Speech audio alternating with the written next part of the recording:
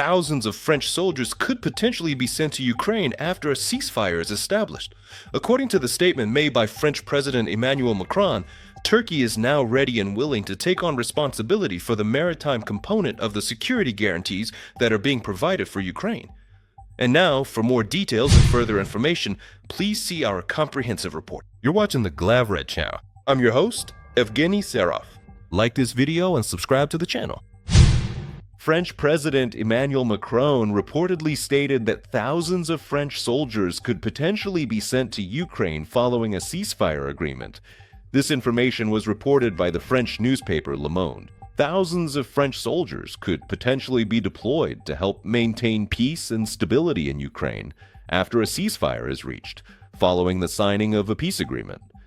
First of all, we aim to provide detailed images and comprehensive data from international observers.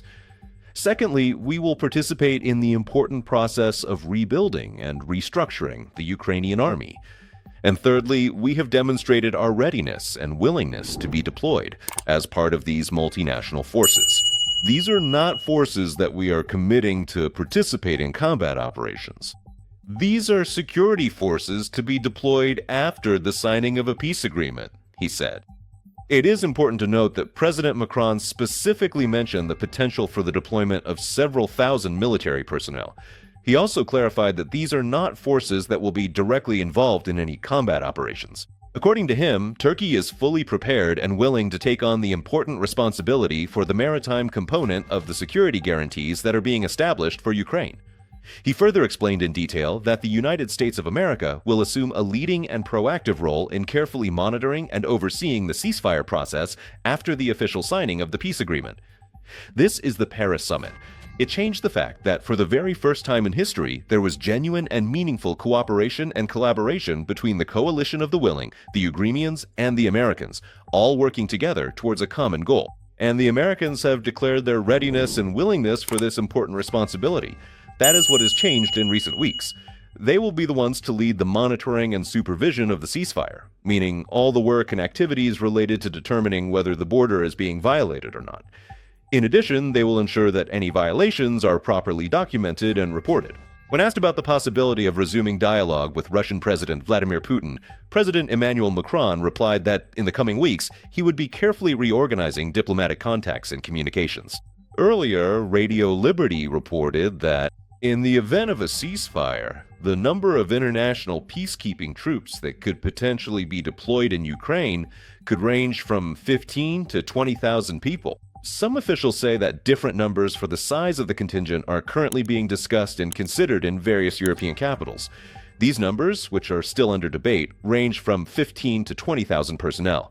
Although there are some who hope that the final number will be closer to 30,000 peacekeepers, who would be responsible for ensuring the security and safety of the sea, the sky, and the land, according to the article. One of the countries in the Coalition of the Willing, which is a group of nations prepared to participate, has refused to send its troops to Ukraine. Italian Prime Minister Giorgia Meloni emphasizes that participation in the multinational forces by coalition countries is entirely voluntary and not mandatory. And for more details and further information, check out our comprehensive report. You're watching the Glavred channel. I'm your host, Yevhen Serov. Like this video and subscribe to the channel. Italy will not send its military forces or personnel to Ukraine as part of any future security guarantees or defense arrangements. This was officially stated in a release published on the official website of the Italian government, following the recent meeting of the so-called Coalition of the Willing, which took place in Paris. The statement further notes that Prime Minister Giorgia Meloni, during the discussions, once again reaffirmed and reiterated Italy's strong and unwavering support for Ukraine's security and sovereignty. At the same time, she once again reiterated and emphasized a number of well-established and previously stated points of the Italian government's official position on security guarantees. These include, specifically, the explicit exclusion of deploying Italian troops on the ground in any capacity, the strictly voluntary nature of coalition countries' participation in multinational forces, and the unwavering adherence to constitutional procedures and legal frameworks regarding any decisions to support Ukraine in the event of a possible or future attack. As clearly stated in the adopted declaration, these points reflect fundamental principles and values that Italy has repeatedly and consistently reaffirmed over time, the statement said.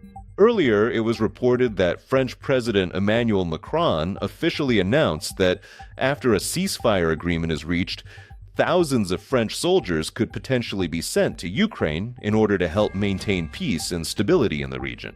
According to him, Turkey is fully prepared and willing to take on the important responsibility for the maritime component of the security guarantees that are being provided for Ukraine.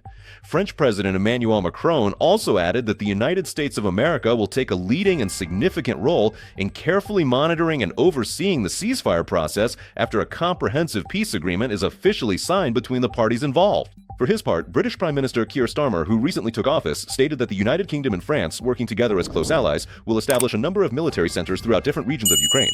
These centers are intended to provide essential support, coordination, and training for Ukrainian forces. In addition, the two countries will also collaborate to build protective structures designed to safeguard weapons, ammunition, and other military equipment. These efforts are aimed at ensuring that all of Ukraine's defense needs are met, offering comprehensive assistance to help Ukraine strengthen its security and resilience in the face of ongoing challenges.